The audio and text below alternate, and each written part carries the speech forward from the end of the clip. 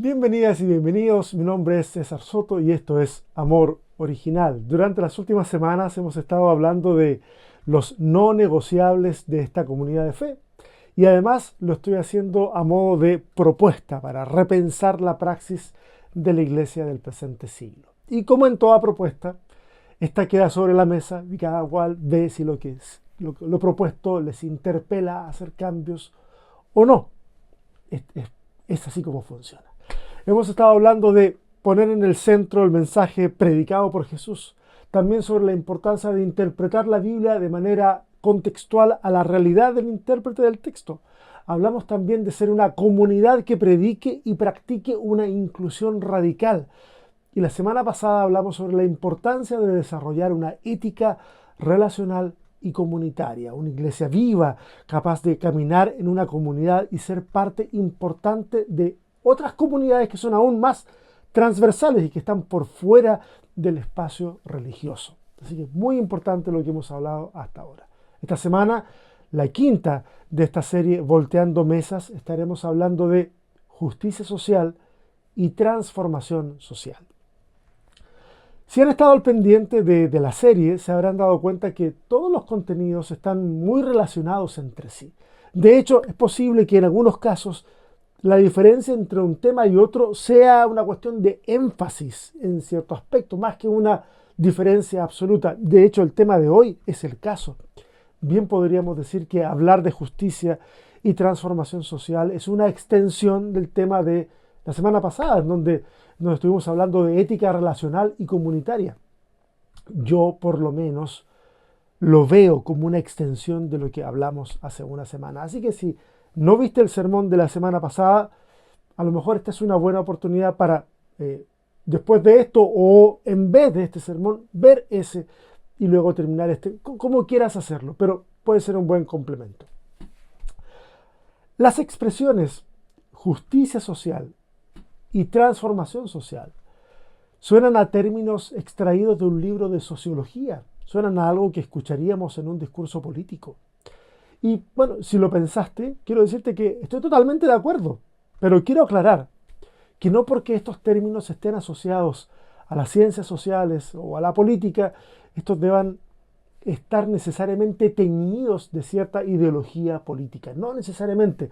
Lo más natural es que, claro, que así sea, porque como personas no necesitamos divorciarnos de nuestras convicciones, incluidas las políticas, pero eso no significa que los términos en sí deban identificar a una parte u otra del espectro político. De hecho, se puede hablar de justicia social desde cualquier área de la política. Hay gente de derecha que hablará de ella y habrá gente de izquierda que hablará de ella. Y si juntáramos todas estas voces, puede que nos demos cuenta que, todos tienen ciertas ideas en común y también ideas diferentes de lo que esos términos significan. Así que vale la pena preguntarnos, ya que llegamos a este punto. Bueno, entonces, ¿qué nos puede decir la Biblia al respecto? ¿Qué nos dice el mensaje de Jesús? Porque tal vez si respondemos esa pregunta, podamos tener un mejor parámetro de comparación en esta conversación. Y por favor, les animo de todo corazón, muy sentidamente, yo les animo a no tomar las conclusiones de este sermón o las conclusiones que ustedes saquen de su lectura de la Biblia para decir, hablando de política, ¿cierto? Para decir, mi partido verdaderamente se alinea con los principios del Evangelio. O ciertamente mi corriente política es más congruente con los valores propuestos en la Biblia. No, no lo hagamos.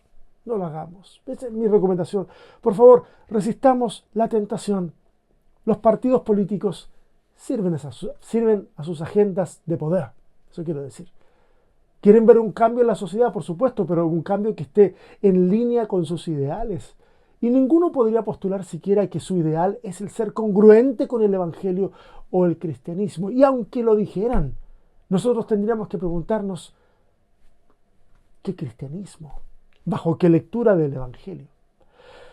Ustedes me conocen, y perdón este aforismo que pudiera ser reduccionista, pero para mí, cristianos en política, sí.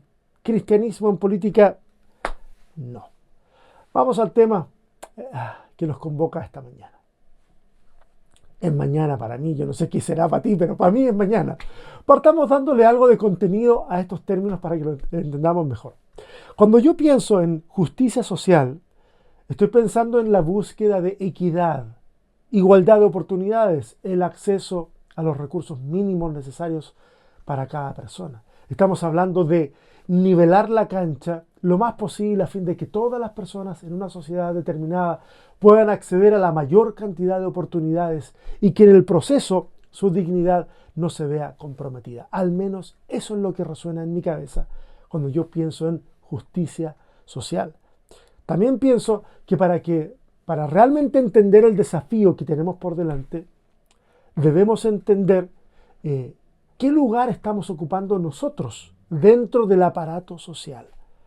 No solamente para reconocer las propias carencias, cuestión que a veces nos resulta fácil, sino también para reconocer nuestros privilegios. Y para esta conversación estoy racionalizando la palabra privilegios como aquellas cosas que nos han sido dadas y sobre las cuales no hemos tenido ninguna injerencia para conseguirlas. No obstante, al habernos sido dadas, nos han dotado de ciertas ventajas con respecto al resto de las personas. En esta conversación, eso es lo que yo estoy pensando como privilegio. Hace unos días vi un video que me pareció bien interesante. Había un montón de adolescentes, jóvenes, dispuestos en una línea de partida para hacer una carrera. Parece que era una especie de campamento y era una de las actividades. Entonces los organizadores se aseguraron de tener un buen premio para el primer lugar, para que todos y todas estuvieran muy motivados a dar lo mejor de sí en esa carrera. Y en ese momento la dinámica cambió y pasó de ser una simple carrera a ser una lección de vida. El organizador dijo: den 2 pasos al frente o da 2 pasos al frente si tus padres siguen casados. Y se movieron algunos. Da 2 pasos al frente si tuviste acceso a una escuela pagada. Algunos también se movieron.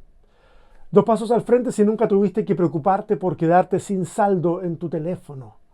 Avanza 2 pasos si nunca tuviste que ayudar a tu mamá o a tu papá a pagar una cuenta de la casa.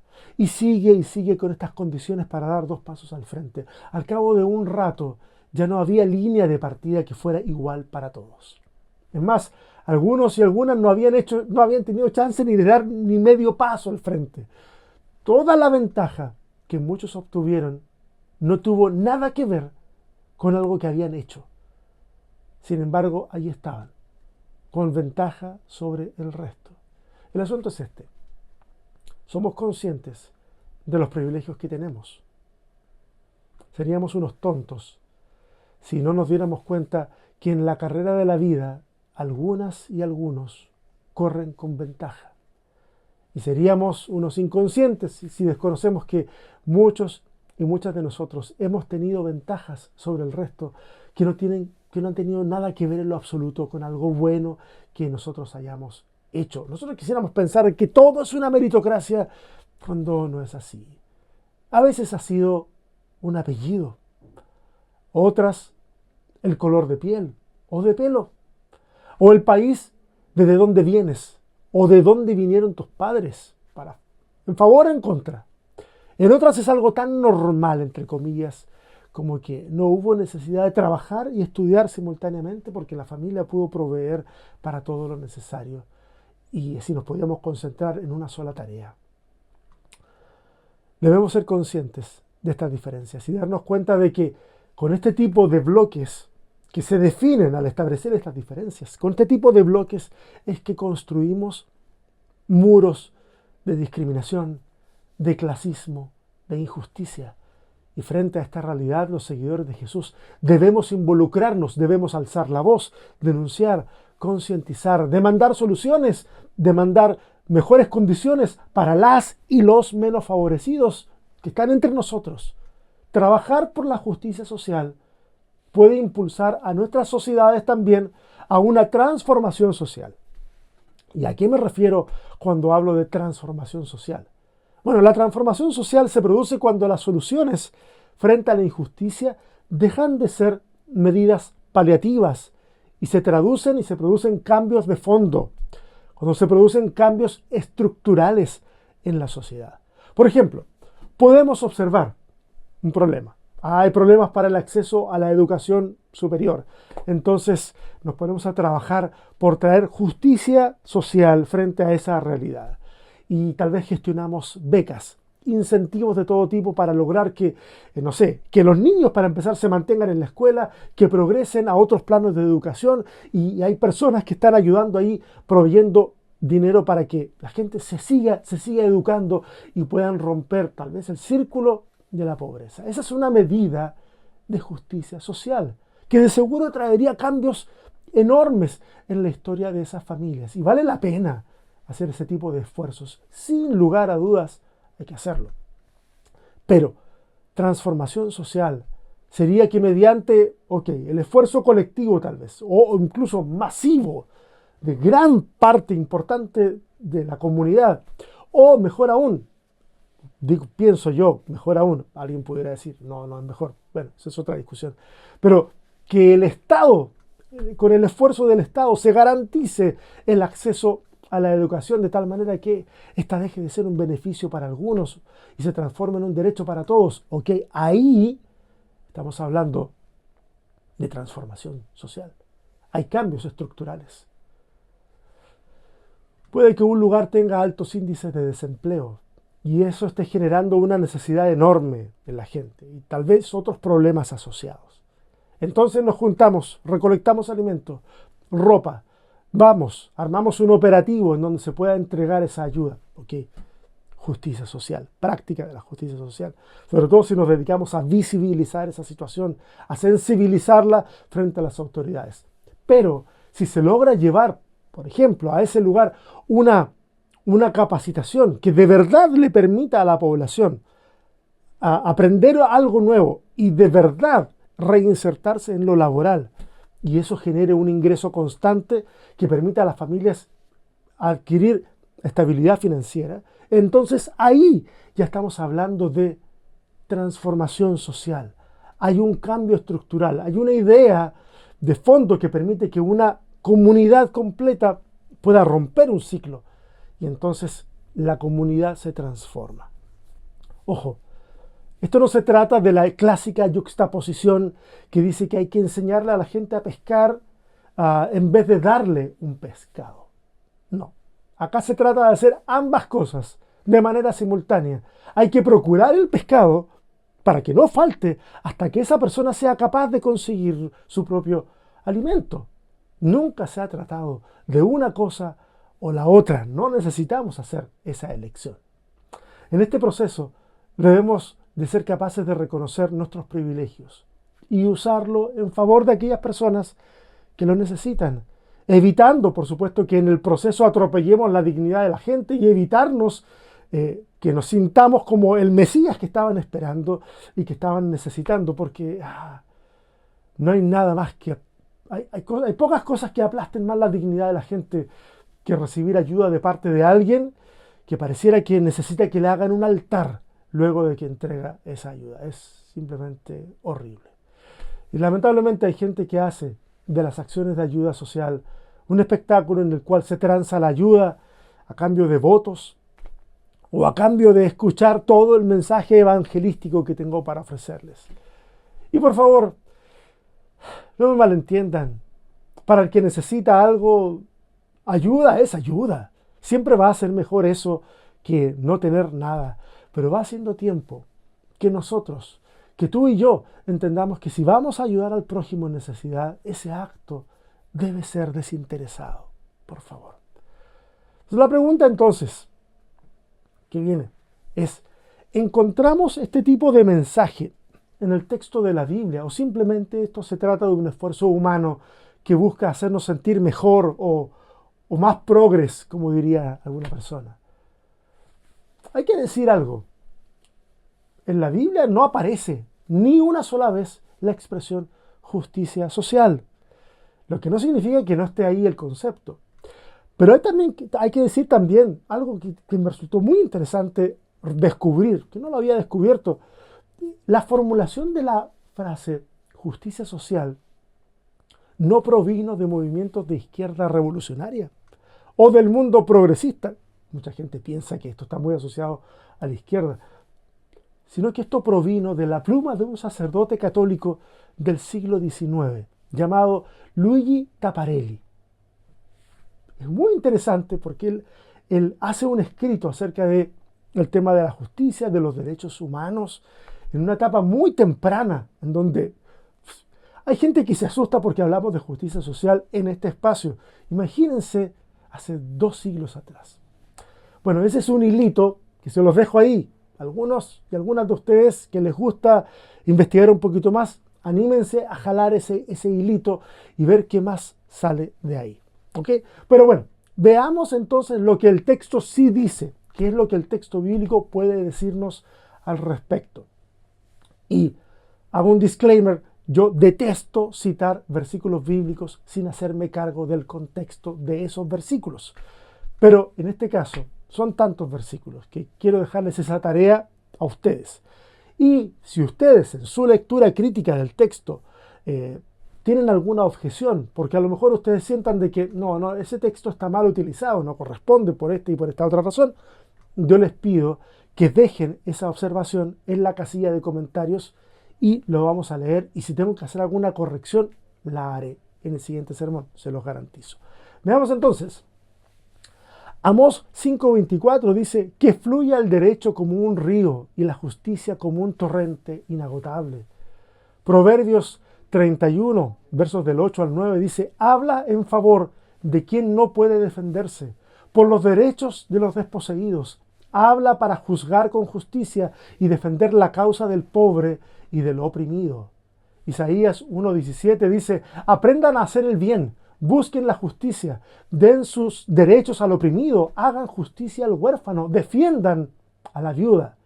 Deuteronomio 15, versos del 7 al 8 dice, si hay en tu país algún pobre entre tus hermanos, no endurezcas tu corazón ni cierres la mano, más bien ábrele tu mano y préstale lo que necesite. Miqueas 6:8 dice, hombre, ya te han enseñado lo que es bueno y lo que el Señor exige de ti. Tan solo que practiques la justicia, ames la misericordia y camines humildemente con tu Dios. Éxodo 22:21 dice, no maltratarás ni oprimirás al extranjero, porque ustedes fueron extranjeros en Egipto. Levítico 19:34 dice, tratarás al extranjero que resida entre ustedes como si fuera uno de ustedes. Lo amarás como a ti mismo, porque extranjeros fueron en Egipto.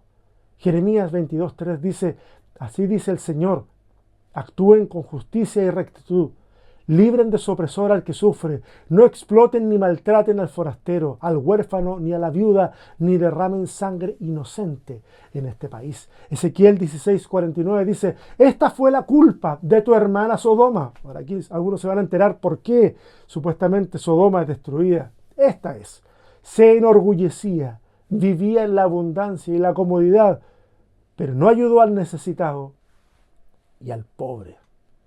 Y ni siquiera quise tocar todos los versos que nos hablan del año del jubileo, en donde la propuesta es la redistribución de la tierra, el perdón de las deudas. La Biblia, hay que reconocerlo, no siempre es clara en todo lo que nosotros vemos como evidente. Pero el mensaje del texto bíblico en este sentido es de una claridad abrumadora. Dios anhela que los desposeídos no pasen necesidades. Desea que se haga justicia. Desea que exista equidad, desea que el inmigrante sea tratado con dignidad, desea que aprendamos a abrir nuestra mano y que podamos ser canales de bendición con aquellas cosas que hemos recibido. Dios desea justicia y desea transformación social y desea que seamos nosotros los encargados de materializar ese shalom, esa armonía, esa justicia, ese aspecto no menor del reino de los cielos.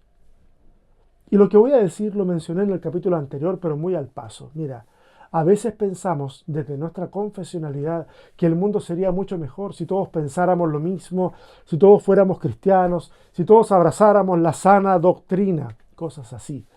En otras palabras, estamos diciendo, el mundo sería mejor si todo fuera como yo quiero. Pero tenemos ideas tan subjetivas sobre lo que es el cristianismo. sobre lo que es la sana doctrina, sobre lo que es correcto. Yo no creo que podamos construir un mundo mejor bajo esa premisa de uniformidad religiosa, ¿no? No obstante, tenemos la capacidad de hacer un mundo mejor cada vez que dejamos nuestro egoísmo a un lado y nos interesamos en la realidad del otro. Podemos hacer un mundo mejor cada vez que ponemos en segundo, tercero, cuarto plano nuestros anhelos proselitistas. Y en vez de hacer eso, sumamos fuerzas con otras personas que no son parte de mi club religioso, pero que quieren ayudar a otros seres humanos. Podemos hacer un mundo mejor cada vez que decidimos actuar desde el amor desinteresado, en vez de hacerlo pensando en que vamos a recibir algo a cambio. Y no solo podemos, debemos hacerlo. Mira, usualmente tengo una expectativa muy alta de quienes me escuchan. Tengo una expectativa muy alta de ustedes. Siempre pienso que no necesitan que vaya yo hasta el detalle más extremo en mis reflexiones, porque confío en que ustedes van a ser capaces de terminar de hacer el ejercicio en sus mentes, en sus corazones, y van a actuar en respuesta a la convicción que nazca del corazón. Pero hoy siento la necesidad de ser más específico y darte algunos ejemplos de las formas en que tú y yo, personas comunes y corrientes, sin grandes recursos, podemos involucrarnos en la creación de una sociedad más justa que finalmente experimente una transformación para bien. Mira, tal vez no te has dado cuenta, o tal vez sí, pero has decidido o hemos decidido ignorar esa realidad. Pero escucha, no tengo que ser profeta para decir esto, pero cerca tuyo existen personas que no se ven como pordioseros, pero que son personas que están en situación de vulnerabilidad extrema. Cerca tuyo hay gente que vive al día, pensando hoy qué es lo que voy a comer mañana porque no tengo. Tú y yo podemos ir con la mayor delicadeza posible porque, ¡ay! Qué fácil es atropellar la dignidad de la gente. Con la mayor delicadeza posible, ir, ayudarles, escucharles, conocer su historia. El acceso a la educación básica en la mayoría de nuestros países latinoamericanos, creo que en todos, es libre, la educación es gratuita. Eso no significa que todos los niños aprendan bien. Muchos de ellos necesitan ayuda. Si tú tienes habilidad en cierta área de la educación, tal vez puedas poner a disposición un par de horas a la semana de tutoría, no sé, en la sede comunal, en algún centro comunitario, no sé, avisar que estás poniendo a disposición un par de horas a la semana, ir y ayudarles. A veces no es solo enseñarles algo que no entienden, a veces se trata simplemente de que alguien les trate con cariño y no como tontos, como muchas veces ocurre, lamentablemente sigue ocurriendo en muchos lugares en donde hay niños con problemas de aprendizaje. Si te involucras en eso, eso puede marcar toda una diferencia en la vida de esos niños. Mira, hay lugares en tu ciudad como hospitales, asilos de ancianos, comedores comunitarios, otros lugares similares que funcionan con menos personas de las que realmente necesitan porque no hay más presupuesto. Ve, ofrece tus manos para ayudarles. No en lo que tú quieras, porque a veces uno dice, vengo a hacer esto, y no es lo que necesitan. Anda y ponte a disposición para ayudarles en lo que ellos realmente necesiten. Y no intentes usar tu experiencia laboral o tu posición profesional a modo de hacerles sentir que, son privilegiados por tenerte. No, anda y simplemente diles que un par de veces a la semana o al mes vas a ir por una cierta cantidad de horas y que tus manos van a estar disponibles para lo que necesiten. Mira, vivimos en una sociedad muy cruel que día tras día levanta una cosecha de personas que han sido vulneradas de distintas formas. Personas que ya no se sienten seguras. Personas que han sido víctimas de discriminación, de violencia. Personas que necesitan mucha ayuda especializada que tal vez tú y yo no podamos darles. Pero creo que parte de esa ayuda que sí podemos darles es que ellos y ellas sepan que sus historias le importan a alguien y que le importan lo suficiente como para sentarse a escucharles con un corazón abierto, con un corazón receptivo. Y tú puedes ser ese corazón. Tú puedes ser ese oído que escuche. Puedes ser ese hombro que seque sus lágrimas. Ese corazón que les extiende amor y amistad. Ninguna de estas acciones demandan grandes recursos o estar en esferas de poder para ponerlas en obra. Oye, pero si tienes recursos e influencias, también úsalos. También es para ti esto. Pero las acciones que yo mencioné solo requieren, en la mayoría de los casos, solo requieren voluntad, deseo de hacerlo. Mira, Isaías 57:15 dice que el Dios, porque así lo refleja, lo quiero hacer de esta forma, el Dios alto, sublime, el Santo de Israel, el que habita en las alturas y en la santidad, así dice Isaías 57:15, dice que Él también habita con el humilde y el afligido de espíritu. Familia de amor original, tenemos más chances de ver el rostro de Dios en aquellos que sufren, más chances de verlo en su rostro que en las fotos de Instagram de los grandes ministerios que a lo mejor admiramos. En Jeremías 22, Dios, en medio de una dura crítica a los reyes de Judá, desliza unas palabras de elogio sobre Josías, sobre otro rey que ya había muerto, y dice de él que él hizo justicia al pobre y al necesitado, los ayudó. Y luego dice, ¿no es eso lo que significa conocerme? Jeremías 22:26, anda, dale una vuelta, lee eso. ¿No es eso lo que significa conocerme? El mensaje de los profetas es tremendamente desafiante. Son la justicia, la misericordia, no los rituales, el parámetro que Dios usa para definir quiénes le conocen. Y es tiempo que, como individuos que somos, actuemos de acuerdo al Dios que decimos conocer. Es tiempo de hablar un poco menos y actuar un poco más. Gracias por llegar a este punto del sermón. Son pocas personas las que lo hacen. Así que gracias. Te invito a compartir esta publicación, a suscribirte a nuestro canal de YouTube, a dejar tu comentario si lo deseas, porque esas pequeñas acciones nos ayudan a amplificar el alcance de este mensaje. Nos estamos viendo pronto. No olvides darle un par de vueltas a las ideas de las que hablamos hoy en este sermón y en las formas de poner en práctica todo lo que estuvimos compartiendo. Dios te bendiga. Nos vemos.